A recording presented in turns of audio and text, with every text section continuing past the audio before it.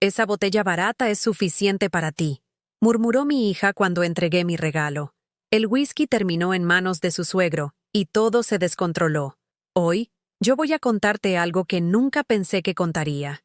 Y si tú, por un segundo, sientes que esto te parece familiar, solo te pido que dejes un like y te suscribas, porque esta historia puede ayudar a alguien a acercarse al amor de Dios. Amén. Me llamo Rosalía Esperanza Fuentes. Tengo 64 años. Y he vivido los últimos 5 años en un cuarto trasero de la casa de mi hija Leticia, en las afueras de Guadalajara. Cada mañana, antes del amanecer, me levanto y rezo el rosario que mi madre me regaló cuando cumplí 15 años. Sus cuentas gastadas conocen el calor de mis dedos y el salado de mis lágrimas. Ave María Purísima. Susurro mientras el sol se asoma tímidamente por la ventana de mi cuarto. Una habitación de 3 metros por 3, con una cama dura, un pequeño ropero y una imagen del Sagrado Corazón de Jesús que mi difunto esposo me regaló en nuestro primer aniversario. La casa de Leticia huele siempre a ambientador comercial y café caro, no al chile guisado y tortillas recién hechas de mi cocina de antes, no a los frijoles de la olla que hervían desde temprano. Ahora huele a una vida moderna que no me incluye, donde mi presencia es apenas tolerada. Cada día camino de puntitas por su casa, como si pidiera perdón por existir. Me baño cuando todos se han ido, cocino cuando la cocina está libre, y como mi plato de frijoles y tortillas en mi cuarto, viendo por la ventana el jardín que su esposo Francisco riega con esmero, pero donde jamás me ha invitado a sentarme. Para que no tengas que pagar renta, mamá, me había dicho Leticia cuando vendí mi casita para pagar los gastos médicos de mi esposo antes de que Dios se lo llevara. Aquí estarás mejor. Mentira. Aquí soy invisible. Un mueble viejo que no saben dónde acomodar, pero que no se atreven a tirar. Aquel martes de octubre era el cumpleaños número 15 de mi nieto Iker. Mi corazón se llenó de esperanza pensando en su sonrisa, en sus abrazos que cada vez eran más escasos, en la posibilidad de ser incluida en algo importante. Con los 1,000 pesos que me quedaban de mi pensión después de comprar mis medicinas para la presión, fui al supermercado Soriana de la colonia. Recorrí los pasillos brillantes, sintiéndome pequeña entre tanta abundancia que no podía permitirme. En la sección de licores, mis ojos se posaron en una botella de whisky nacional. No era Johnny Walker como el que Francisco compraba para sus reuniones de trabajo, pero era whisky al fin. Era lo mejor que podía ofrecerle a mi nieto en su día especial. Dios mío, recé en silencio mientras la tomaba del estante. Permite que sea suficiente para demostrarle cuánto lo amo. La dependienta, una jovencita de ojos bondadosos, me ayudó a envolverla en papel dorado que brillaba como una promesa. Llegué a la fiesta con mi vestido azul marino, el mismo que uso para ir a misa los domingos, y mis zapatos negros bien lustrados. El patio trasero de la casa estaba transformado. Globos metálicos flotaban atados a sillas elegantes. Una mesa larga exhibía platillos que parecían sacados de revistas. Sushi, tabla de quesos con nombres que no sabía pronunciar, tartaletas miniatura. La música salía de una bocina Bluetooth más cara que toda mi ropa junta. Cuando le entregué mi regalo a Leticia, su expresión cambió. Levantó la botella con 2 dedos, como si pesara demasiado o como si le quemara las manos. La volteó, leyó la etiqueta, y sus labios se fruncieron en una mueca que conocía demasiado bien. Esa misma mueca que hacía cuando de niña le daba algo que no era de su gusto. Pero antes podía abrazarla y convencerla. Ahora ya no. Esa botella barata es suficiente para ti, murmuró sin saber que mi oído, aunque viejo, funciona perfectamente. Sus palabras me atravesaron como cuchillos filosos, directo al corazón que había latido por ella durante 40 años. Me quedé paralizada, con las manos vacías que habían trabajado tantos años para darle todo, sintiendo cómo la sangre se me subía a las mejillas y cómo mis piernas temblaban. Los invitados siguieron llegando. Reconocí a los padres de Francisco, elegantes como siempre. Doña Carmen con su collar de perlas y su perfume francés que anunciaba su presencia desde metros de distancia. Don Ramón con su traje de lino y su reloj dorado que brillaba más que mi esperanza. Llegaron también los compañeros de trabajo de Francisco, con sus esposas arregladas como para una revista de sociales, y sus hijos adolescentes pegados a teléfonos más modernos que mi televisión. Busqué a Iker entre la multitud. Lo encontré rodeado de regalos costosos, videojuegos, ropa de marca, incluso llaves de un auto usado que Francisco había comprado como sorpresa. Mi botella de whisky había desaparecido en algún lugar de esa mesa llena de obsequios envueltos en papel brillante y moños perfectos. Me sentí como David frente a Goliat, pero sin la onda y sin la certeza de que Dios estaba de mi lado. Me refugié en una esquina del patio, cerca de las bugambilias que Francisco cuidaba con tanto esmero. Desde ahí podía observar sin estorbar, como me había acostumbrado a hacer en los últimos 5 años. Vi a Leticia reír con las otras mamás, contándoles anécdotas de Iker que yo no conocía porque ya no me incluía en las conversaciones familiares. Vi a Francisco servir drinks en vasos de cristal que yo no me atrevía ni a tocar por temor a romperlos. La música cambió a algo más fuerte, más moderno. Los adultos comenzaron a beber. Y entonces vi mi botella. Don Ramón la había tomado de la mesa de regalos. La alzó frente a todos como si fuera un trofeo al revés. «A ver quién se atreve a beber este veneno», gritó con una carcajada que me heló la sangre. «¿Quién trajo esto? La señora de la limpieza». El silencio duró apenas un segundo antes de que las risas explotaran como fuegos artificiales. Todos rieron, hasta Leticia. Mi propia hija rió de la burla hacia el regalo de su madre. No dijo que fui yo. No me defendió. Simplemente desvió la mirada hacia el suelo, como si yo fuera una vergüenza que prefería mantener en secreto. En ese momento, bajo el cielo estrellado de Guadalajara, rodeada de luces de colores y risas ajenas, supe que había perdido a mi hija para siempre. No por la muerte, que al menos deja hermosos recuerdos y la esperanza del reencuentro. La había perdido por algo peor, por el desprecio silencioso, por la vergüenza de ser mi hija, por la certeza de que mi amor ya no valía ni una botella barata. Iker pasó corriendo frente a mí, persiguiendo a sus primos. «Feliz cumpleaños, mi nieto», le susurré, pero él no me escuchó. Estaba demasiado ocupado siendo feliz en un mundo donde yo ya no cabía. Esa noche, cuando todos los invitados se fueron y las luces del patio se apagaron, regresé a mi cuarto arrastrando los pies como una penitente. Cerré la puerta y me desplomé sobre la cama dura que crujía con cada movimiento. No encendí la luz. No quería ver mi reflejo en el pequeño espejo que colgaba de la pared. No quería confirmar que parecía tan derrotada como me sentía. Me arrodillé junto a la cama, como había hecho toda mi vida en momentos de dolor. Pero esta vez, las palabras no salían. Se me atoraban en la garganta junto con los sollozos que trataba de mantener silenciosos para que no me escucharan desde el cuarto principal. «Dios mío», logré susurrar finalmente. «¿Por qué permites que me traten así? ¿Qué hice mal?» El silencio fue mi única respuesta. Un silencio tan profundo que por primera vez en mi vida dudé si alguien escuchaba mis oraciones desde el cielo. Esa madrugada no pude dormir. Cada vez que cerraba los ojos, escuchaba de nuevo las carcajadas y veía la cara de vergüenza de Leticia. Me levanté antes del alba y me puse a hojear mi Biblia gastada, esa que mi madre me regaló cuando me casé. Sus páginas amarillentas guardan más de 40 años de lágrimas, súplicas y momentos de desesperación. Busqué el Salmo 27.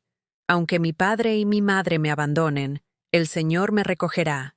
Pero esa mañana, hasta las palabras sagradas me sabían amargas. Me quedé recordando todo lo que había hecho por Leticia. Todo. Desde que era una niña de rizos dorados que corría por nuestra casita de la colonia americana, hasta convertirse en esta mujer que ahora se avergonzaba de mí. ¿Cómo había llegado hasta aquí? ¿En qué momento mi amor de madre se volvió una carga? Cuando Leticia tenía 8 años, se enfermó de neumonía. Los doctores del Seguro Social decían que no era grave, pero yo veía cómo mi niña se consumía en esa cama de hospital público. Las enfermeras apenas la volteaban a ver. Las medicinas tardaban horas en llegar. Una noche, la vi tan pálida, tan pequeña entre esas sábanas ásperas, que tomé una decisión que cambiaría nuestras vidas para siempre. Vendí mi anillo de bodas. ese anillo de oro blanco que su papá se había sacrificado tanto para comprarme, trabajando dobles turnos en la fábrica de textiles. Lo llevé a la casa de empeño de la avenida López Mateos, y con ese dinero la saqué del Seguro Social para llevarla a una clínica privada. Ahí la atendieron como a una princesita. Cuarto propio, enfermeras que le sonreían, medicinas que llegaban puntual. Cuando su papá se enteró, no me regañó. Solo me abrazó y me dijo: «Hiciste lo correcto, Rosalía. Los hijos valen más que cualquier joya». Tardamos 3 años en volver a ahorrar para otro anillo.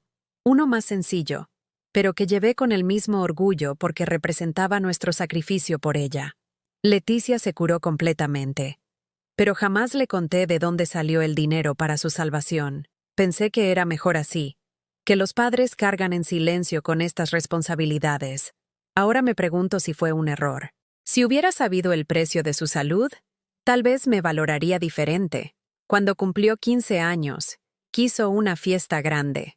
Como las de las telenovelas, mami, me decía mientras hojeaba revistas de quinceañeras. Su papá y yo trabajábamos doble turno. Él en la fábrica, yo limpiando casas en las lomas. Para juntar el dinero, durante 6 meses, comimos solo frijoles, tortillas y lo que sobraba en el mercado al final del día. Pero su fiesta fue hermosa. Vestido rosa importado, mariachi, salón decorado como un palacio. Esa noche, viendo bailar mi niña hermosa, pensé que todo valía la pena. Era nuestra princesa, nuestra única hija. Se merecía todo lo que pudiéramos darle y más. Su papá me tomó de la mano durante el vals y me susurró: «Mira qué feliz está. Lo logramos, amor». Lloramos de alegría viendo su sonrisa radiante bajo las luces del salón.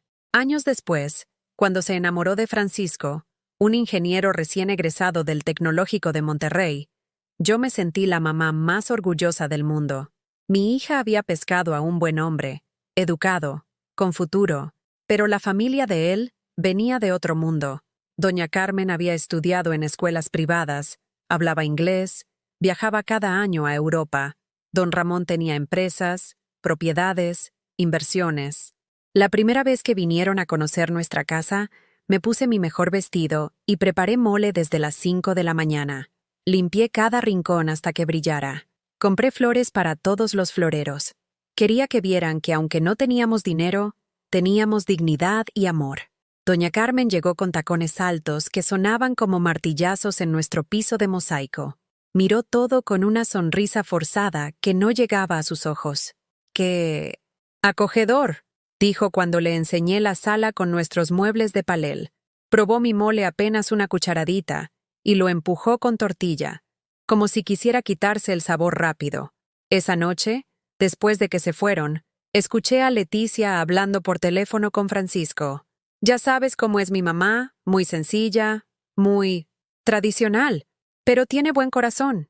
El tono de disculpa en su voz me partió el alma. Mi propia hija se disculpaba por mí, por nuestra vida, por todo lo que habíamos sido. Cuando se casaron, insistí en pagar parte de la boda. «No es necesario, señora Rosalía», me decía Francisco con esa cortesía educada que mantiene distancia. Pero para mí sí era necesario. Era mi hija. Vendí el terreno que habíamos comprado su papá y yo para construir nuestra casa más grande algún día. Ese terreno representaba nuestros sueños de vejez, pero los sueños de juventud de mi hija eran más importantes. Con ese dinero pudimos pagar el banquete, las flores, el fotógrafo. La boda salió en la página social del periódico. «Enlace Fuentes Hernández», decía el titular, con una foto de Leticia radiante en su vestido de princesa. Yo aparecía en una esquina de la foto grupal, sonriendo aunque por dentro me dolía ver cómo gradualmente me iban corriendo hacia las orillas de su vida. Los primeros años de su matrimonio fueron duros para ellos. Francisco apenas empezaba en su carrera, ganaba poco. Leticia quería dejar de trabajar para cuidar a Iker cuando nació, pero no les alcanzaba con un solo sueldo. Durante 3 años, cada quincena yo les depositaba la mitad de mi pensión, sin que me lo pidieran, sin que me lo agradecieran siquiera. «Es para que mi nieto no le falte nada», le decía a mi esposo cuando él me preguntaba si no estábamos siendo demasiado generosos. «Los hijos son para toda la vida, Aurelio. El dinero se va, Pero la familia permanece. Él asentía, aunque yo sabía que a veces le dolía ver cómo nos apretábamos el cinturón para que ellos vivieran cómodos. Cuando Aurelio empezó con los problemas del corazón, yo seguí mandándoles dinero. Incluso cuando tuvimos que vender nuestra casita para pagar las operaciones, seguí pensando primero en ellos. No les digas nada, le rogaba a mi esposo desde su cama de hospital. No quiero que se preocupen por nosotros. Que se enfoquen en ser felices. Mi Aurelio murió un martes de lluvia, en el hospital civil. Yo estaba sola con él, sosteniendo su mano cuando se fue. Leticia no llegó a tiempo porque había mucho tráfico desde su trabajo. Francisco ni siquiera vino al hospital. Mandó flores caras al funeral, pero no estuvo ahí cuando bajaron el ataúd de su suegro a la tierra húmeda del panteón de Mezquitán. Después del entierro, cuando regresamos a su casa, porque ya no tenía casa propia, Leticia me llevó a ese cuartito trasero. Aquí estarás cómoda, mamá. Es tu espacio. Pero nunca se sintió como mi espacio. Se sentía como un rincón donde guardar a la mamá que ya estorbaba. Desde entonces, cada día ha sido una lucha silenciosa por encontrar mi lugar en una casa que técnicamente es mi hogar, pero emocionalmente es territorio ajeno. Veo a mis nietos crecer sin conocerme realmente. Iker ya no me abraza como antes. Andrea, la más pequeña, apenas me dirige la palabra. Para ellos soy la abuela que vive atrás, no la mujer que se desvivió por darle todo a su mamá.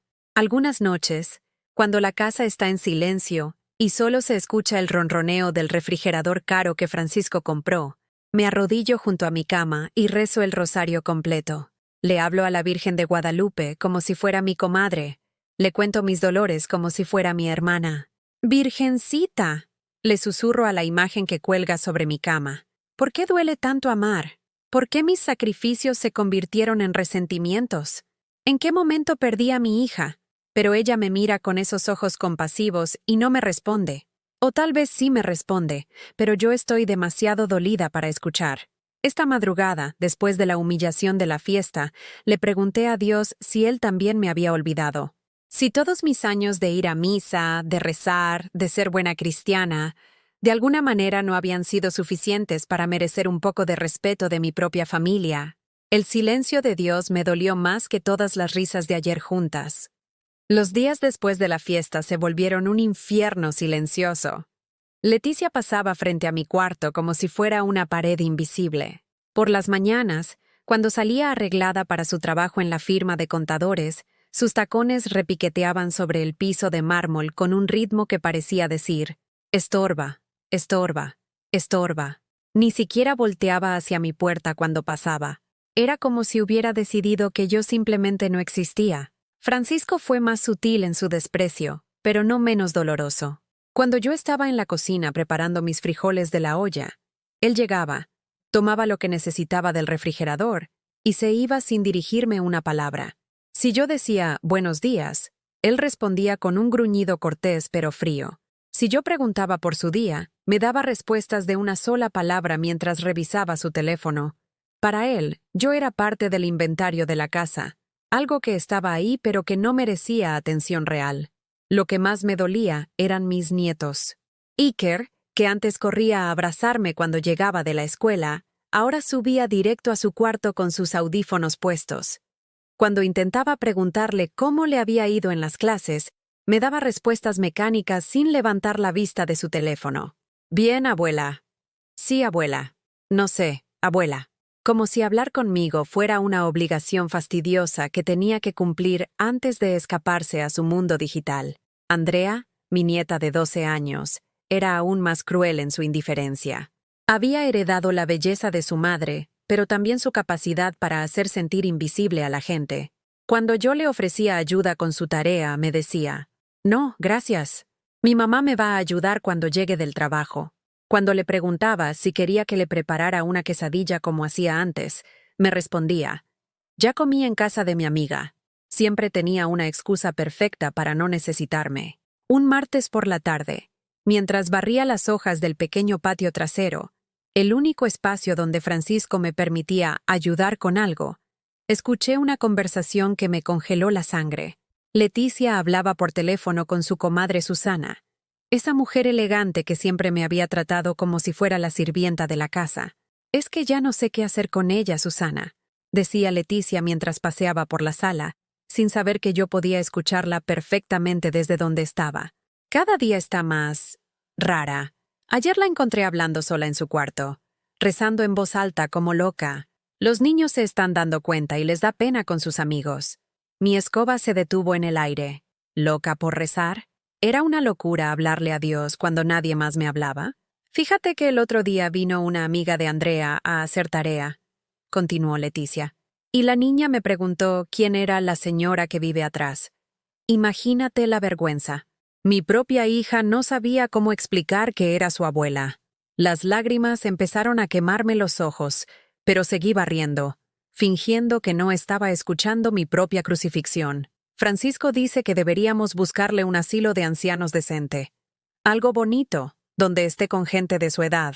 Pero tú sabes cómo es. Se pondría dramática y haría todo un show de víctima. Un asilo. Querían deshacerse de mí como quien se deshace de un mueble viejo que ya no combina con la decoración. El dolor en mi pecho era tan fuerte que tuve que sentarme en el escalón trasero, fingiendo que solo descansaba. Esa noche, cuando la casa se sumió en silencio, me puse mi bata azul y salí al jardín. La luna estaba llena, alumbrando las bugambilias moradas que Francisco cuidaba con tanto amor. Me senté en la banca de hierro forjado, donde antes me gustaba tomar café por las mañanas, antes de que me hicieran sentir que hasta eso era una molestia. Dios mío, susurré al cielo estrellado de Guadalajara. ¿Por qué me has abandonado? He sido buena cristiana toda mi vida. He ido a misa cada domingo durante 50 años. He dado mi diezmo incluso cuando no me alcanzaba para mis medicinas. He perdonado, he amado, he servido. ¿Por qué permites que me traten como un estorbo? El viento nocturno movió las hojas de los árboles, pero no me trajo respuestas, solo más preguntas que me atormentaban el alma. Al día siguiente era mi cumpleaños. 65 años. Me desperté con una pequeña esperanza de que tal vez, solo tal vez, mi familia recordaría que era un día especial para mí. Me arreglé con más cuidado de lo usual. Me puse mi vestido floreado favorito, el que Aurelio siempre decía que me hacía ver como una princesa. Bajé a desayunar con una sonrisa forzada. Francisco ya se había ido al trabajo sin decir nada. Los niños corrían de un lado a otro, preparándose para la escuela. Leticia terminaba de maquillarse frente al espejo del recibidor. «Buenos días», dije con voz alegre, esperando que alguien recordara. «Buenos días, mamá», me respondió Leticia sin voltear, concentrada en ponerse el rímel. Esperé. Y esperé. Preparé el desayuno para todos, serví los platos, recogí todo. Nadie dijo nada, ni una sola palabra sobre mi cumpleaños. A las 10 de la mañana sonó mi teléfono. Era mi comadre Esperanza, la única amiga que me quedaba del barrio donde había vivido toda mi vida antes de venir aquí. «¡Feliz cumpleaños, comadre!», me gritó con esa alegría genuina que ya había olvidado que existía. «¿Cómo lo vas a celebrar? ¿Te van a hacer fiesta?». Me quebré. Ahí mismo, en la cocina vacía, con el teléfono pegado a mi oreja, me quebré como un cristal que cae al suelo. Se les olvidó, Esperanza. Logré susurrar entre sollozos. «¿Cómo que se les olvidó? ¡Es tu cumpleaños!». No sé. Tal vez no es importante para ellos. El silencio del otro lado del teléfono fue tan doloroso como mi propio llanto. Esperanza no sabía qué decir, y yo no sabía cómo explicarle que había desaparecido de la vida de mi propia familia. Esa tarde, para no quedarme llorando en mi cuarto, decidí ir a misa. Era miércoles. No había mucha gente en la parroquia de San José, mi iglesia de toda la vida. Me senté en la misma banca donde me había sentado durante décadas, en la tercera fila del lado izquierdo, justo debajo del vitral de la Virgen de los Dolores. El padre Miguel, que ya me conocía desde hacía años, se acercó después de la misa. «Doña Rosalía, hacía tiempo que no la veía. ¿Cómo está?». «Bien, padre». Mentí, como había aprendido a mentir últimamente. «¿Y cómo está su familia? Me da mucho gusto que su hija haya prosperado tanto». Asentí con una sonrisa que me dolía en los músculos de la cara. «Sí, están muy bien. Muy ocupados». «Qué bueno. Dios los bendiga». Cuando llegué a casa, encontré a toda la familia cenando en el comedor principal. Habían ordenado pizza, esa que cuesta más de lo que yo gasto en comida en una semana. Me quedé parada en la entrada, viendo cómo reían y conversaban animadamente. ¿Ya llegaste, mamá?, me preguntó Leticia sin levantar la vista de su plato. Guardamos pizza en el refrigerador. Pizza fría. En mi cumpleaños. Esa era mi celebración. Me fui a mi cuarto y cerré la puerta. Esa noche no recé. Por primera vez en mi vida adulta, no dije mis oraciones antes de dormir. Estaba demasiado enojada con Dios, demasiado dolida, demasiado cansada de pedirle cosas que parecía no querer darme. Me quedé despierta hasta muy tarde, mirando el techo agrietado de mi cuartito, preguntándome si Jesús también se había sentido tan solo cuando sus propios discípulos lo abandonaron. Si María también había llorado en silencio cuando veía sufrir a su hijo, sin poder hacer nada. Pero ni siquiera encontré consuelo en esas comparaciones. Al menos Jesús sabía que su sufrimiento tenía un propósito divino. ¿Cuál era el propósito de mi dolor? ¿Para qué servía que una madre fuera tratada como un fantasma en la casa de su propia hija? En la madrugada, finalmente me quedé dormida abrazando la almohada húmeda de tanto llorar. Y por primera vez en 65 años de vida, no le di las buenas noches a Dios. Al día siguiente desperté sintiéndome como si hubiera muerto por dentro. Era como si algo fundamental en mi alma se hubiera roto para siempre, algo que ni todas las oraciones del mundo podrían reparar. 3 días después de mi cumpleaños olvidado, el demonio llegó a esta casa en forma de una cena familiar. Leticia había decidido organizar otra reunión, esta vez más íntima, con los mismos invitados de la fiesta de Iker, para limar asperezas después de lo de la botella. Le escuché decir por teléfono a Francisco, como si yo hubiera sido la culpable de algo. Desde las 5 de la tarde empezaron los preparativos. Leticia contrató a una muchacha de servicio que llegó con delantal blanco y actitud profesional. Yo me quedé encerrada en mi cuarto, pero podía escuchar el ir y venir, los gritos de órdenes, el tintineo de la vajilla buena que solo usaban para ocasiones especiales. La casa se llenó de olores que no reconocía, especies caras, vinos importados, perfumes franceses que anunciaban la llegada de gente importante. A las 7 en punto llegaron los primeros invitados. Doña Carmen con su perpetua sonrisa de plástico y su collar de perlas que brillaba más que mis esperanzas perdidas. Don Ramón con su traje de lino beige y esa manera de hablar que hacía que todos los demás se sintieran menos importantes. Venían también los compadres de Francisco, esas parejas elegantes que siempre me habían tratado como si fuera parte del mobiliario. Yo no estaba invitada, por supuesto. Nunca lo estaba. Mi lugar en estas ocasiones era permanecer invisible en mi cuarto trasero, como una vergüenza familiar que era mejor mantener oculta. Pero esa noche, el ruido de las risas y las conversaciones me resultaba especialmente tortuoso. Era como escuchar la vida de otras personas a través de una pared gruesa, sabiendo que yo nunca podría ser parte de esa alegría. Alrededor de las 8:30 escuché que alguien mencionaba mi botella de whisky. La conversación se había animado, las copas corrían libres, y don Ramón había decidido que era momento de repetir su actuación cómica de la fiesta.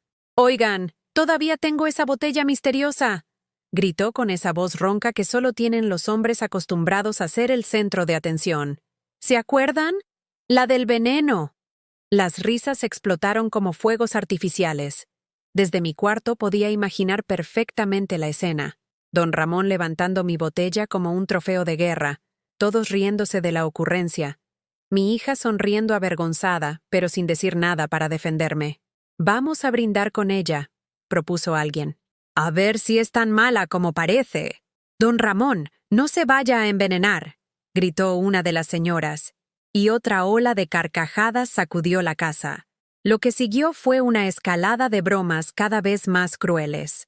Escuché cómo don Ramón se sirvió un vaso, luego otro, haciendo comentarios despectivos sobre el brebaje misterioso y la calidad dudosa del regalo. Cada trago venía acompañado de más risas, más burlas, más humillación para mí, aunque yo no estuviera presente. Pero el alcohol en el cuerpo de don Ramón era como echar gasolina al fuego. Ese hombre siempre había sido controlador y altanero, pero el whisky destapó todos sus demonios internos. A las 10 de la noche, su voz ya no sonaba divertida. Sonaba agresiva, peligrosa. «Este whisky sabe a medicina para caballos», gritaba ahora, sin rastro de humor en la voz. «¿Quién demonios trae esta porquería a una casa decente?» El silencio incómodo que siguió me hizo poner más atención. Ya no había risas. Solo el tintineo nervioso de copas y el murmullo de voces que trataban de cambiar de tema. «Papá, ya tomaste suficiente», escuché la voz de Francisco, tratando de mantener la calma, pero con un tono que delataba su nerviosismo. «No me digas qué hacer, chamaco», rugió don Ramón. «Yo he tomado whisky de verdad toda mi vida. Esto es un insulto». Lo que siguió fue el sonido de cristales rompiéndose.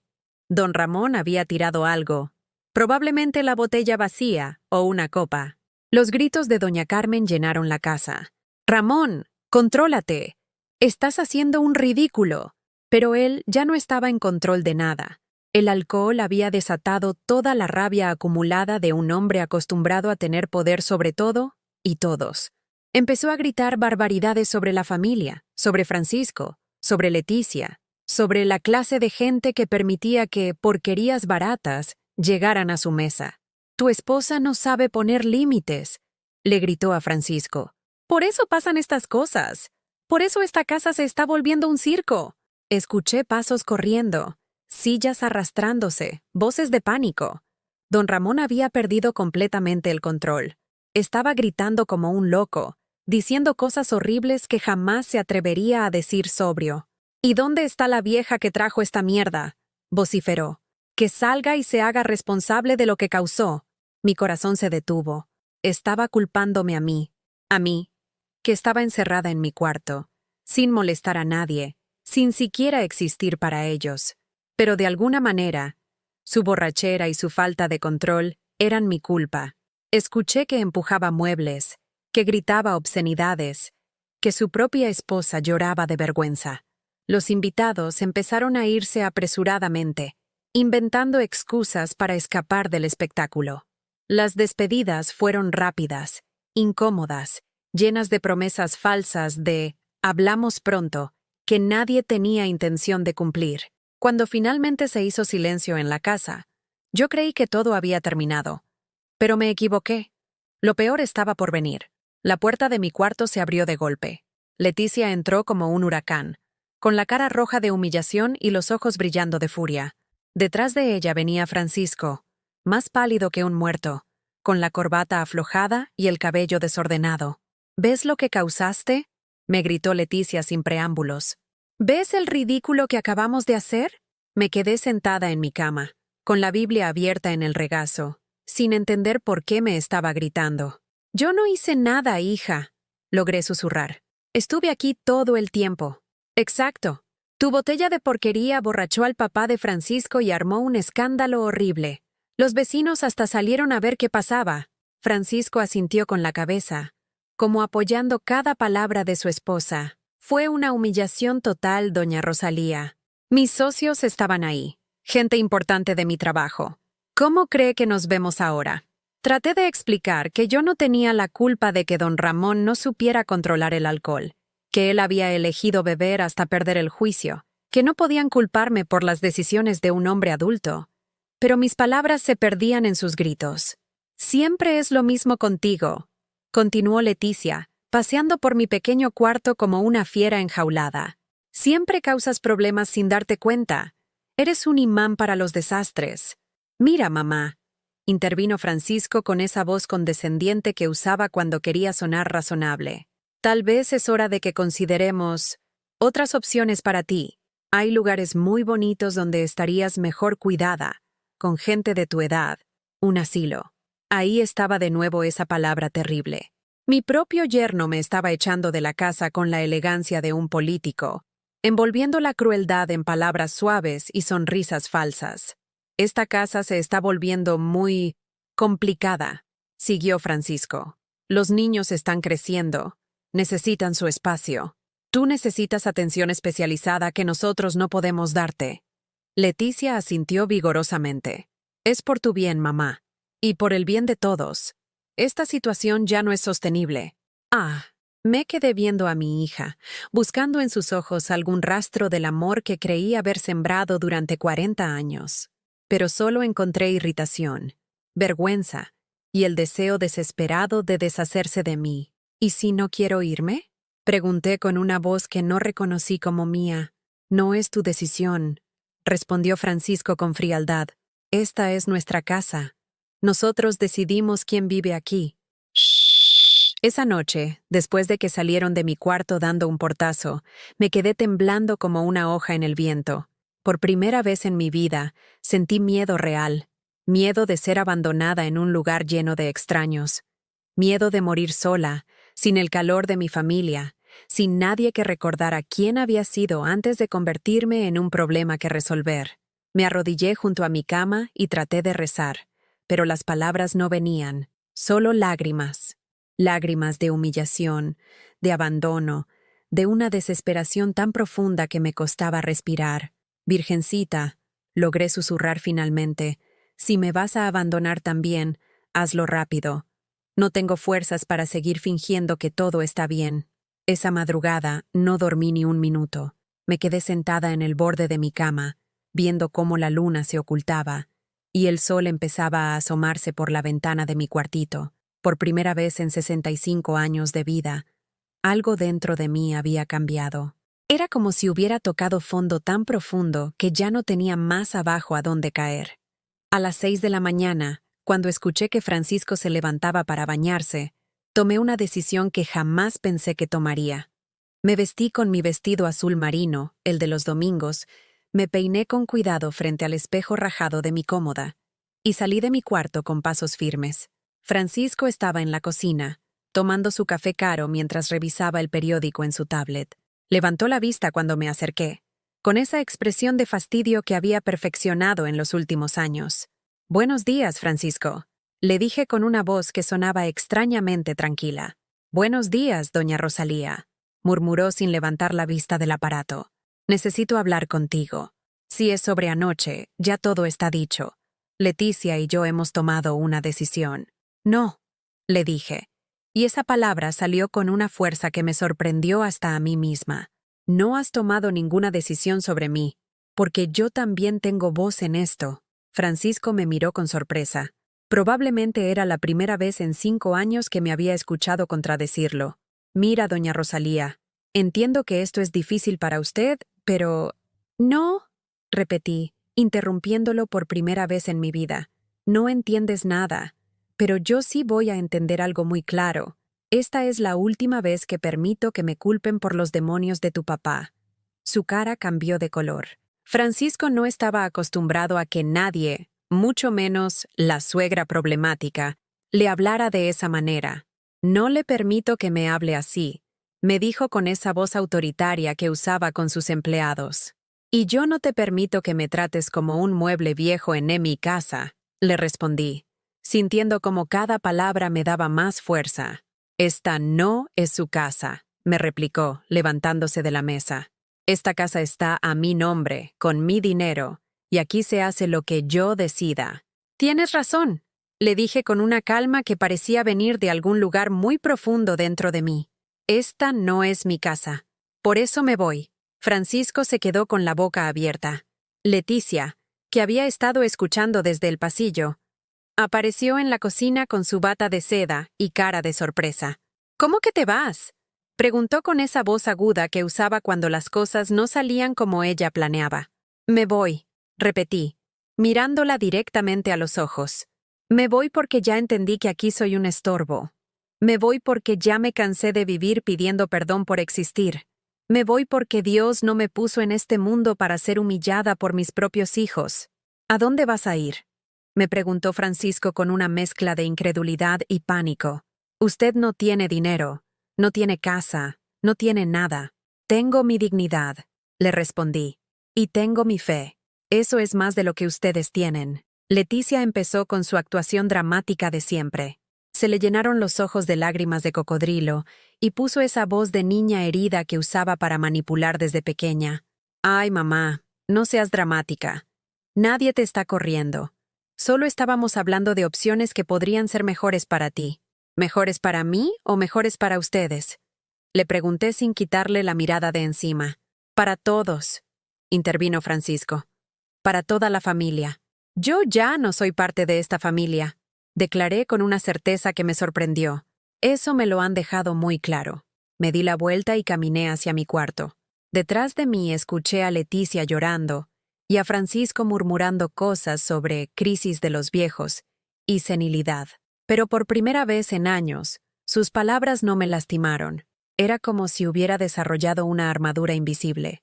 En mi cuarto, saqué la maleta vieja que había usado para mi luna de miel con Aurelio hace más de 40 años. La misma maleta con la que había llegado a esta casa 5 años atrás, cuando creí que venía a ser abuela querida y madre respetada. Qué equivocada estaba. Empaqué mi ropa con cuidado. Los vestidos que había usado para ir a misa durante décadas. Las blusas que Aurelio me había regalado en cumpleaños pasados. El chal que mi madre me tejió antes de morir. Cada prenda tenía una historia, una memoria, una razón para ser guardada. Cuando llegué a mi Biblia, la tomé entre mis manos temblorosas. Esa Biblia había sido mi compañera en todos los momentos importantes de mi vida.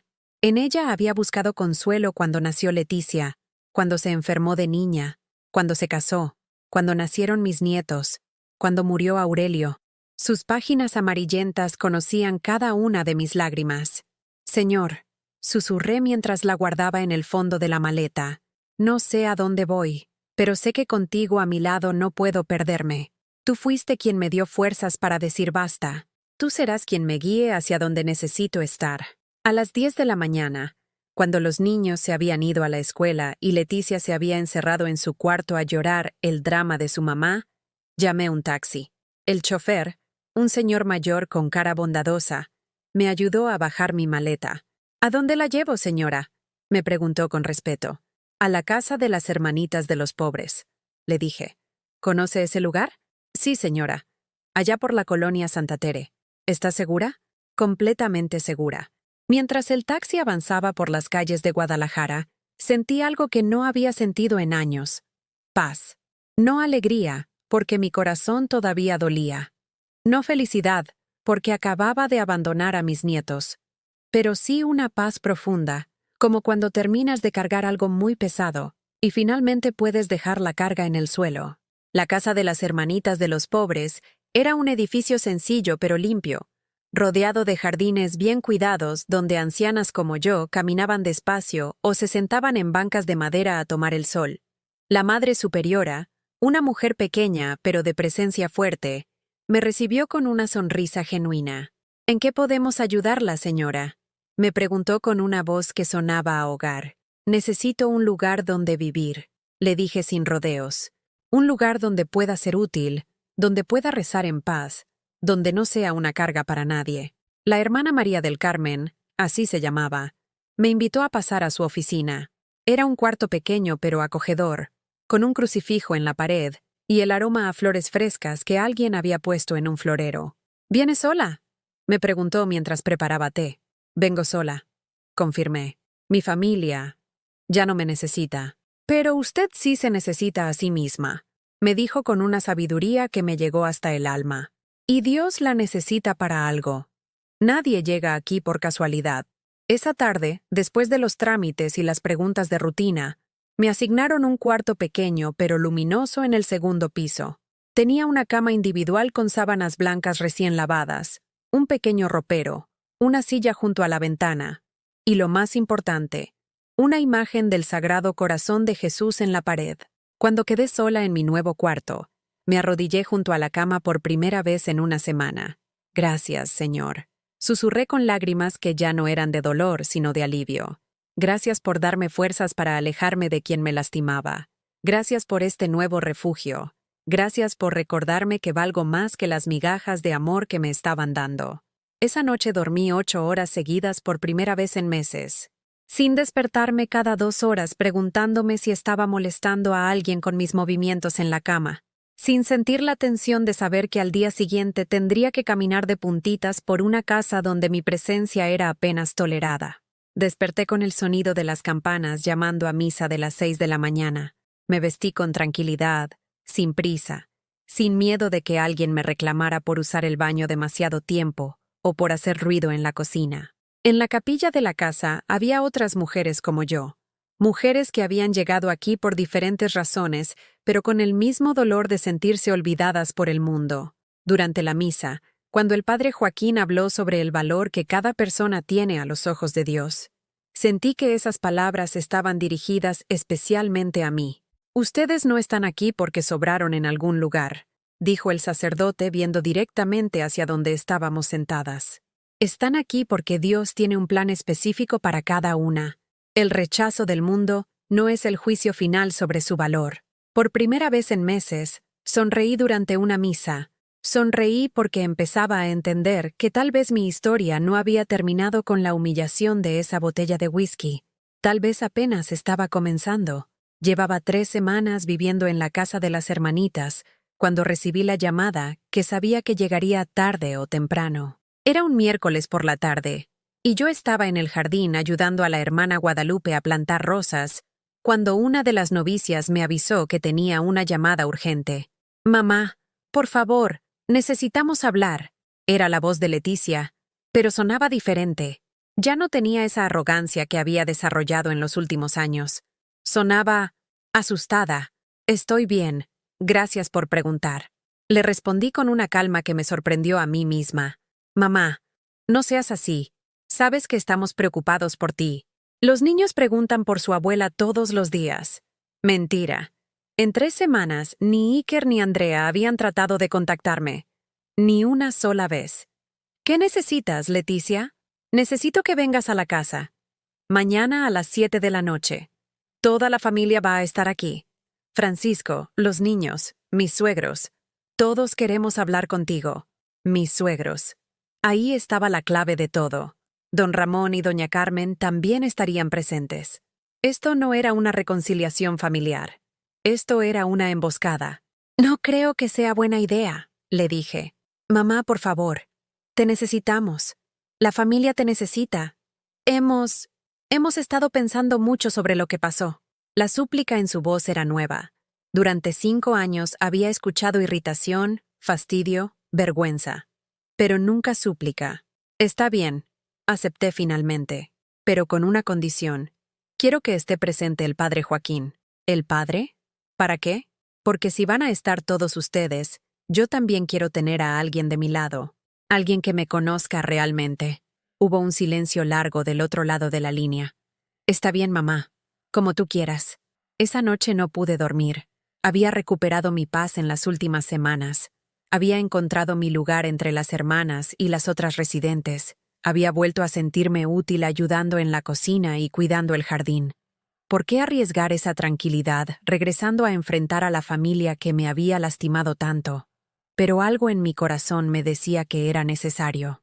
Que había cosas que necesitaban ser dichas, verdades que necesitaban ser expuestas, perdones que necesitaban ser otorgados o negados. El padre Joaquín aceptó acompañarme sin hacer preguntas. Era un hombre de unos 60 años, con canas en las sienes y ojos bondadosos que habían visto sufrir a muchas almas. En el taxi hacia la casa de Leticia me preguntó, «¿Está preparada para esto, doña Rosalía?» «No lo sé, padre, pero sé que es necesario». «¿A qué espera de esta reunión?» «La verdad», le respondí, «que por una vez en 5 años se diga la verdad sobre lo que ha pasado en esa casa». Cuando llegamos, la casa se veía exactamente igual que siempre, perfecta por fuera, como una postal de revista. Francisco nos abrió la puerta con esa sonrisa forzada que usaba en las reuniones de trabajo. «Doña Rosalía, padre, pasen por favor. Los estamos esperando en la sala». La sala principal estaba arreglada como para una reunión formal. Leticia en el sillón principal, con un vestido negro que la hacía verse más seria. Los niños sentados en el sofá, inusualmente callados y arreglados. Don Ramón y doña Carmen en las sillas individuales, él con su traje de siempre, ella con su collar de perlas y una expresión indescifrable. «Mamá», dijo Leticia levantándose a saludarme. Intentó abrazarme, pero algo en mi postura la detuvo. «Gracias por venir». El padre Joaquín y yo nos sentamos en las sillas que habían preparado para nosotros. Hubo un silencio incómodo mientras todos se acomodaban. Bueno, comenzó Francisco aclarándose la garganta. Queríamos hablar contigo porque creemos que hubo malentendidos. ¿Malentendidos? Repetí con una voz que sonaba más fuerte de lo que esperaba. Sí, intervino Leticia. Tal vez no nos expresamos bien aquella noche. Tal vez fuimos muy duros contigo. ¿Tal vez? Doña Carmen se movió incómoda en su silla. Don Ramón miraba hacia el suelo, lo cual era inusual en un hombre acostumbrado a ser el centro de atención. Mira, mamá, continuó Leticia. Sabemos que te molestaste por lo del asilo, pero entiende que solo estábamos pensando en lo mejor para ti. ¡Alto! La interrumpí levantando la mano. Antes de seguir con esta conversación, necesito que me respondan una pregunta. ¿Realmente creen que yo tengo la culpa de lo que pasó esa noche? Otro silencio incómodo. Miradas que se cruzaban y se evitaban.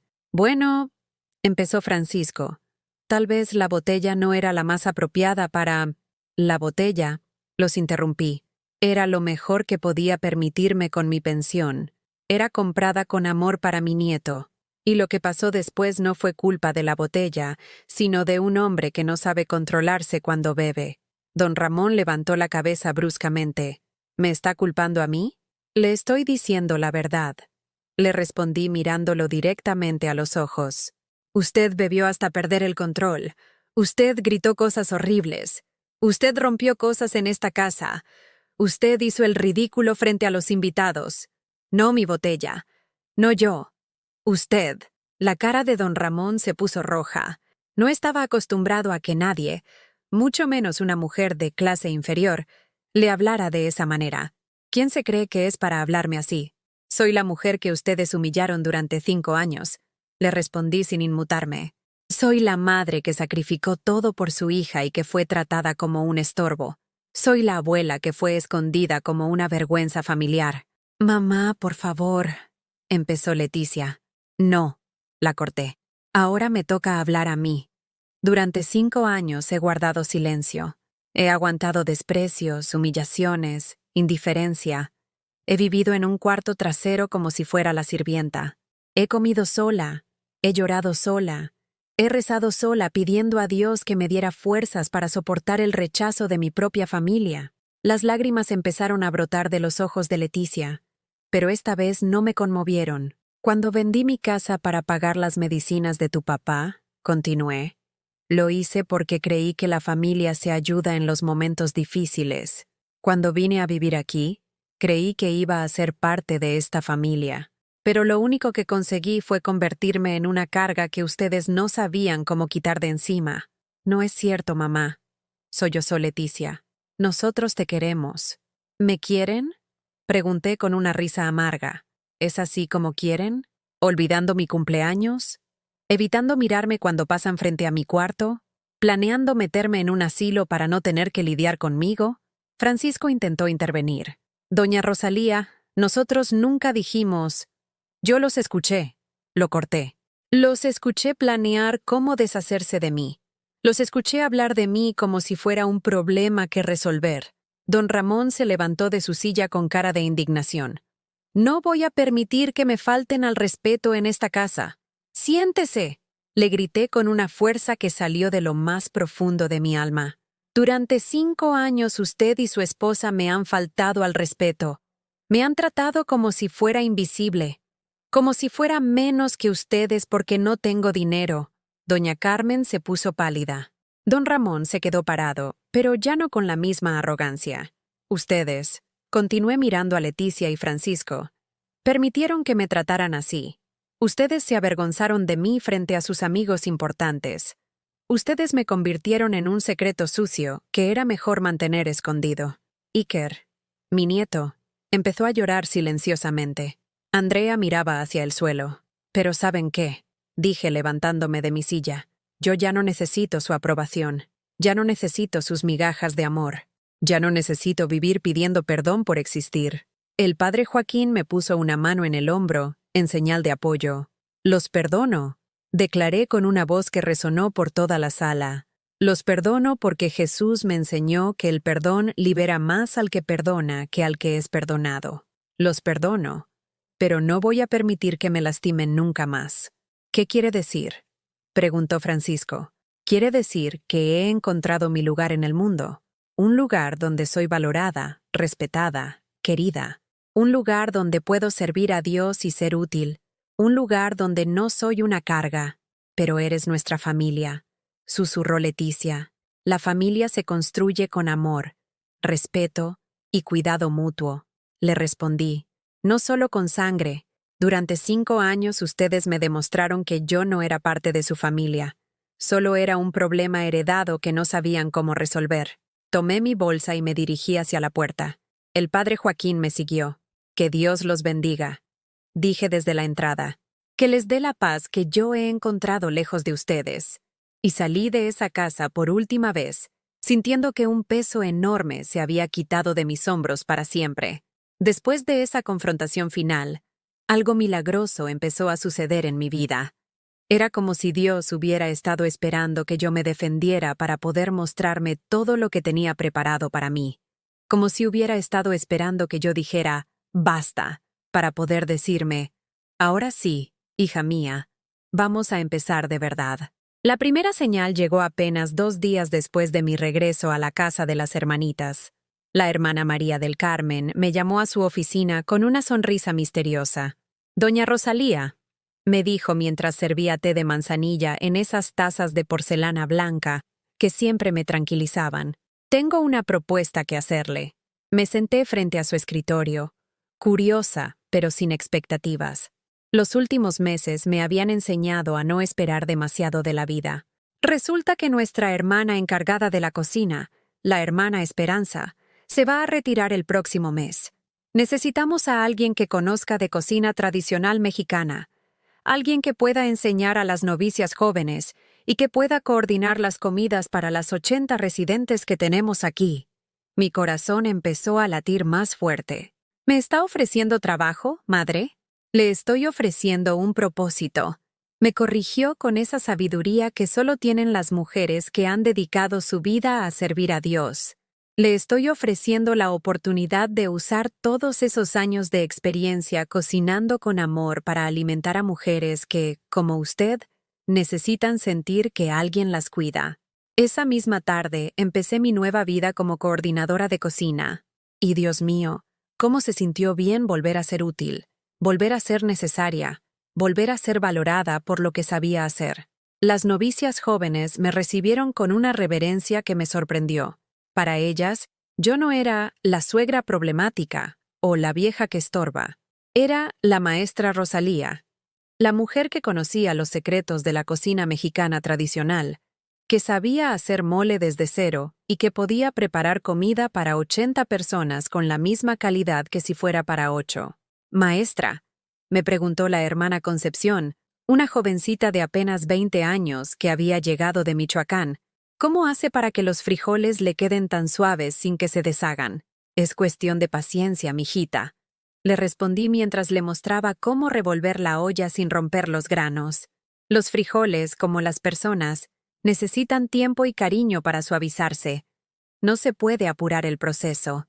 Mientras le enseñaba, me di cuenta de que estaba hablando de mi propia vida. Yo también había necesitado tiempo y el cariño de Dios para suavizar mi corazón después de tanta dureza. En las semanas siguientes, mi nuevo trabajo se convirtió en mi pasión. Cada mañana me levantaba a las 5, no porque tuviera que caminar de puntitas para no molestar a nadie, sino porque tenía ganas de empezar el día. Tenía propósito, tenía razones para sonreír. Diseñé menús semanales que combinaban nutrición con sabor hogareño. Implementé un sistema de rotación donde cada novicia aprendía una especialidad diferente cada mes. Creé un huerto de hierbas aromáticas en el patio trasero, donde cultivábamos cilantro, epazote, hierbabuena y otras plantas que hacían que nuestra comida supiera a hogar. Doña Rosalía, me dijo un día la Madre Superiora, mientras probaba el pozole que habíamos preparado para el Día de la Virgen de Guadalupe. Hace años que no probaba un pozole tan auténtico. Usted tiene un don, un don. Nadie me había dicho que tenía un don en los últimos 5 años. En casa de Leticia, mi comida era muy pesada, muy condimentada, muy tradicional.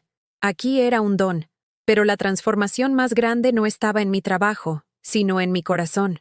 Las otras residentes de la casa empezaron a buscarme, no solo para preguntarme sobre recetas, sino para platicar, para pedirme consejos, para compartir sus propias historias de dolor y abandono. Conocí a doña Carmen, no la suegra altanera de mi nuera, sino otra Carmen, una mujer de 70 años que había sido maestra rural durante 40 años y que sus hijos habían internado aquí porque ya no podía vivir sola. Su historia me sonaba dolorosamente familiar. Es que ellos tienen su vida, doña Rosalía, me contaba mientras tejíamos juntas en el corredor. Sus trabajos, sus esposas, sus hijos. Yo solo les quitaba tiempo.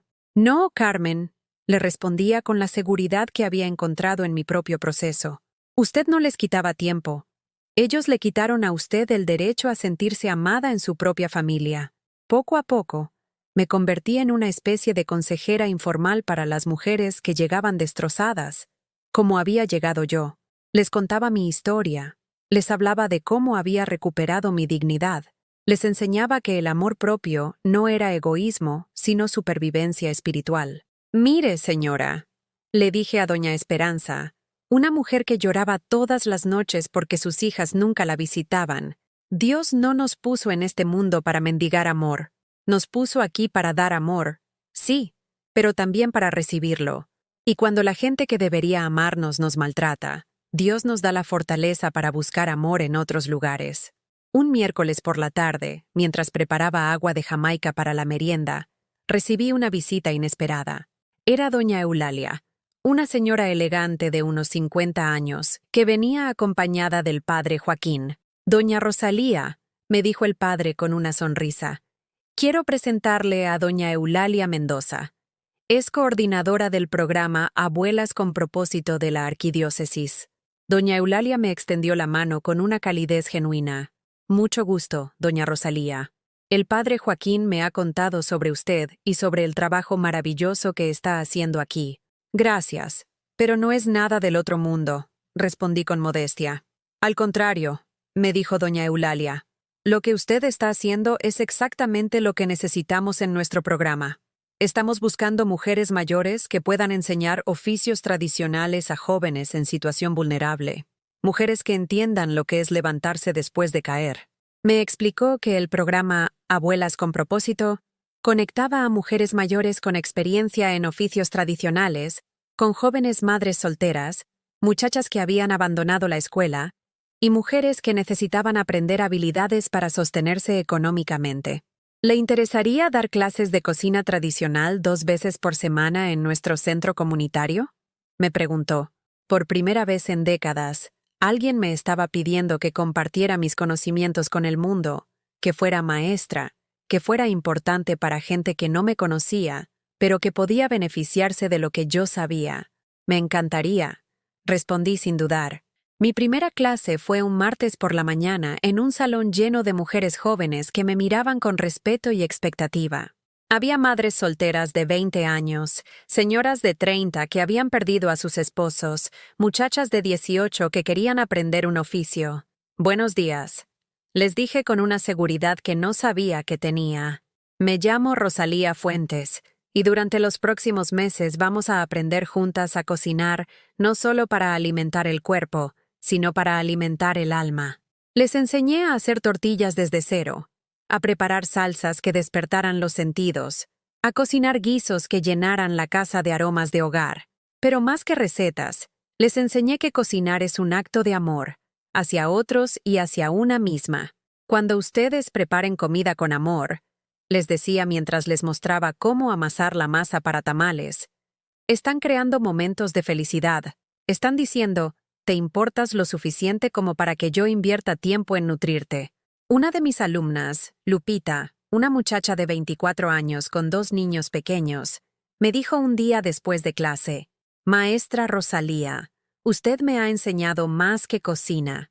Me ha enseñado que tengo valor, que lo que sé hacer importa, que puedo sacar adelante a mis hijos con dignidad. Esas palabras me llenaron más que todos los cumplidos que había recibido en mi vida anterior. Los meses pasaron volando. Mi rutina se había convertido en una sinfonía de propósito. levantarme temprano para orar y agradecer el nuevo día, coordinar la cocina de la casa de las hermanitas, dar clases en el centro comunitario, aconsejar a las mujeres que necesitaban una palabra de aliento. Por las noches, antes de dormir, me arrodillaba junto a mi cama y le daba gracias a Dios no solo por haberme sacado de la situación dolorosa, sino por haberme mostrado que mi vida tenía un propósito más grande del que yo había imaginado. Gracias, Señor, susurraba mientras sostenía mi rosario, por enseñarme que el rechazo de unos pocos no define el valor que tengo para muchos. Gracias por mostrarme que cuando una puerta se cierra, tú abres ventanas más grandes y más luminosas. Una tarde, mientras regresaba de mis clases, me crucé con mi reflejo en el vidrio de una tienda. La mujer que me devolvía la mirada era diferente de la que había vivido 5 años en casa de Leticia. Esta mujer caminaba erguida, sonreía genuinamente, tenía luz en los ojos. Esta mujer había encontrado su lugar en el mundo, no el lugar que otros habían decidido que debía ocupar, sino el lugar que Dios había preparado especialmente para ella.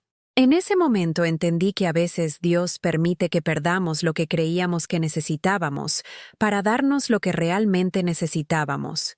A veces permite que nos rechacen en un lugar para llevarnos al lugar donde realmente pertenecemos.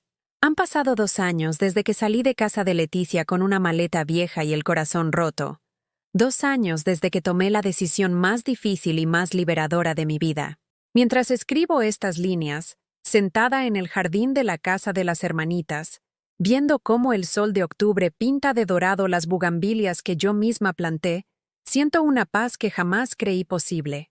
Esta mañana, como cada día, me levanté a las 5:30, no porque alguien me obligue, sino porque mi corazón se levanta agradecido cada amanecer. Hice mi oración matutina frente a la imagen del Sagrado Corazón que cuelga en mi cuarto, esa misma imagen que me acompañó durante los años oscuros y que ahora es testigo de mi renacimiento. Gracias, Jesús, susurré como todos los días, por mostrarme que el amor verdadero no humilla, no abandona, no avergüenza. Gracias por enseñarme que merezco respeto, simplemente por ser tu hija. A las 6 en punto bajé a la cocina, mi reino, mi lugar sagrado donde cada día alimento no solo cuerpos, sino almas. Las hermanas más jóvenes ya me esperaban con sus delantales puestos, y esa alegría genuina que solo viene de saber que estás haciendo algo importante. Buenos días, maestra Rosalía, me saludó la hermana Concepción, que ya no es la jovencita tímida que llegó de Michoacán, ahora es mi mano derecha, capaz de preparar mole para 100 personas sin sudar una gota. Buenos días, mijitas, les respondí mientras me ponía mi delantal azul, el que la Madre Superiora mandó bordar con mi nombre en hilo dorado. ¿Qué vamos a cocinar hoy para alegrar el corazón de nuestras hermanas? El menú de hoy incluía pozole rojo para celebrar que doña Esperanza cumplía 70 años, tortillas de comal hechas a mano, agua de tamarindo y flan de vainilla que aprendí a perfeccionar en estos 2 años. Cada platillo preparado con amor, cada ingrediente bendecido con oración. Mientras coordinaba a mi equipo, recordé la primera vez que cociné en esta casa. Mis manos temblaban de nervios. Mi voz apenas se escuchaba cuando daba instrucciones. Ahora dirijo esta cocina con la confianza de quien sabe que está en el lugar correcto, haciendo lo que Dios quería que hiciera. A las 10 de la mañana llegó mi momento favorito del día, la visita al centro comunitario para mis clases. Tomé el camión en la parada de siempre, saludé a don Roberto, el chofer que ya me conoce y siempre me guarda el asiento de adelante. ¿Cómo está, maestra?, me preguntó con esa sonrisa que hace que cualquier día se sienta especial. Bendecida, don Roberto. Muy bendecida. En el centro me esperaban mis alumnas de siempre y algunas caras nuevas. Cada martes y jueves, estas mujeres se convierten en mis hijas del corazón.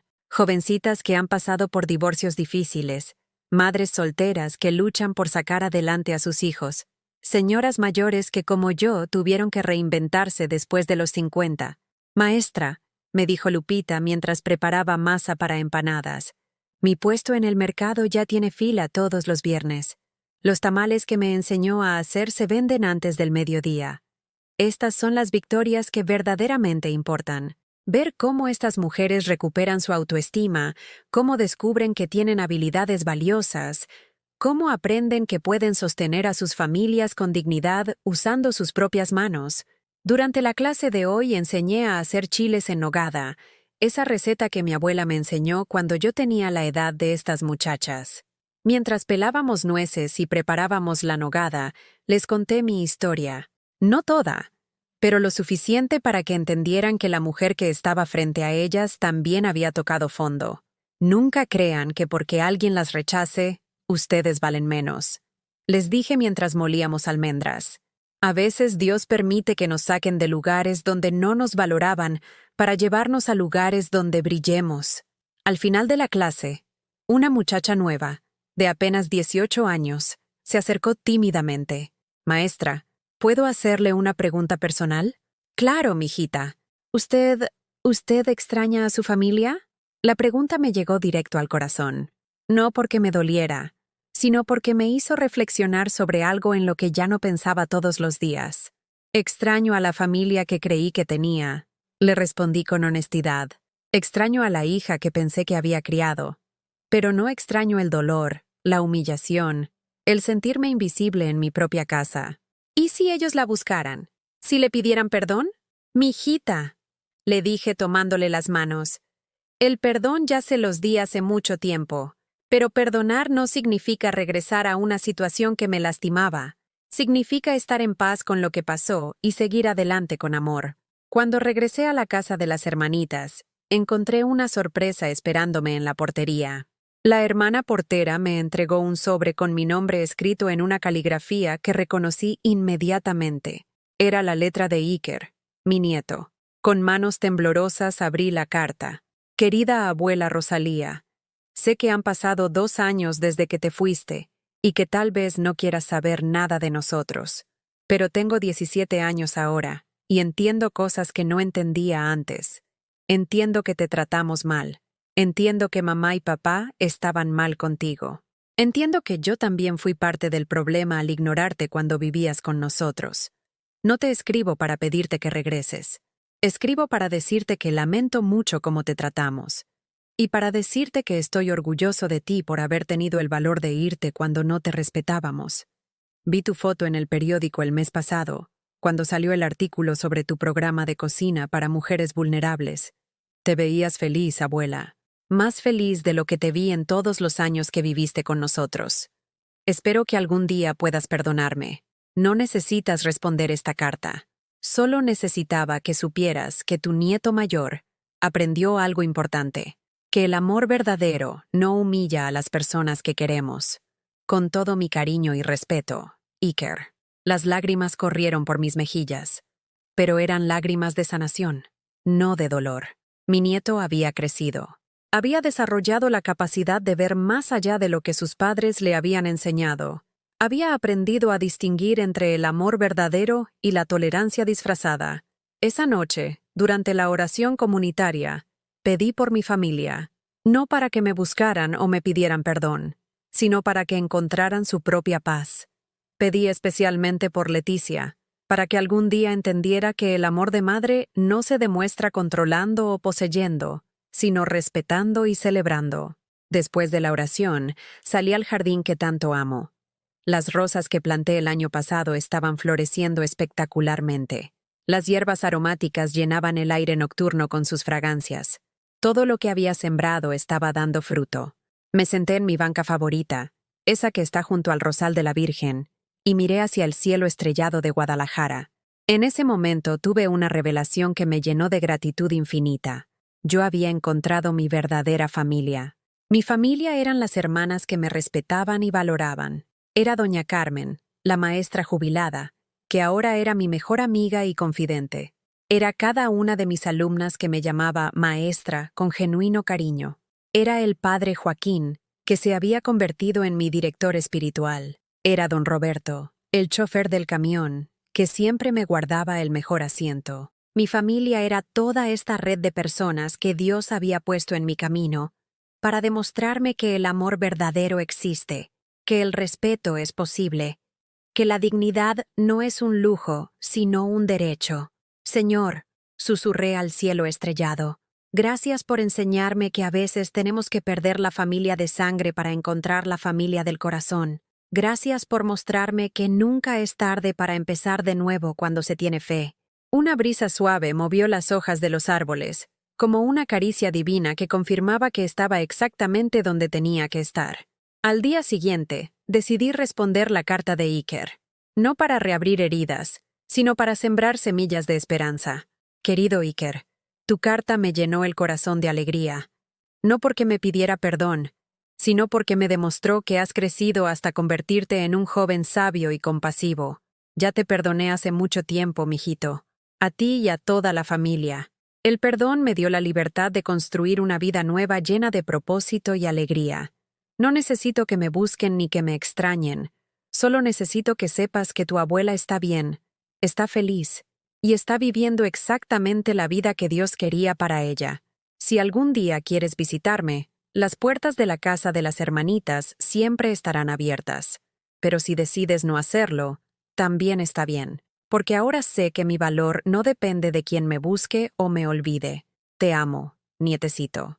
Y estoy orgullosa del hombre en que te estás convirtiendo. Tu abuela que encontró su lugar en el mundo. Rosalía. Mientras cerraba la carta, sonreí pensando en todo el camino recorrido. De la mujer rota que lloró por una botella de whisky despreciada, había emergido una mujer plena que alimentaba cuerpos y almas todos los días. ¿Has vivido alguna vez algo parecido? ¿O conoces a alguien que haya pasado por una situación similar, donde la fe los ayudó a encontrar su verdadero valor? Si esta historia tocó tu corazón, compártela en los comentarios. Si te gustó este video, deja tu like y suscríbete al canal para que este mensaje llegue a alguien que necesita escucharlo. Que Dios bendiga a todos los que han pasado por algo así. En el nombre de Jesús. Amén.